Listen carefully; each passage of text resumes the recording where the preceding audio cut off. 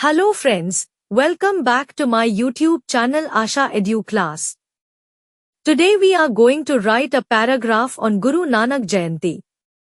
Guru Nanak Jayanti, also known as Gurpurab, celebrates the birth of Guru Nanak Dev Ji, the founder of Sikhism and the first of the 10 Sikh Gurus.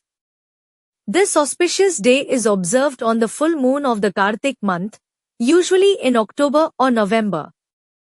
Guru Nanak was a great spiritual leader who taught the values of love, equality, and selfless service.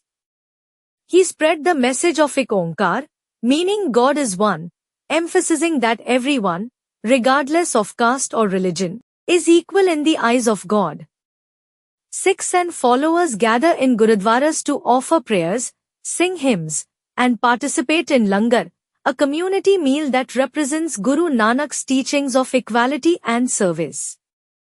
Processions are also held, with devotees singing devotional songs and displaying the Sikh flag. Guru Nanak Jayanti reminds us to live with compassion, kindness, and unity, upholding the values he preached centuries ago. If you like the video, make sure to subscribe and click on the bell icon.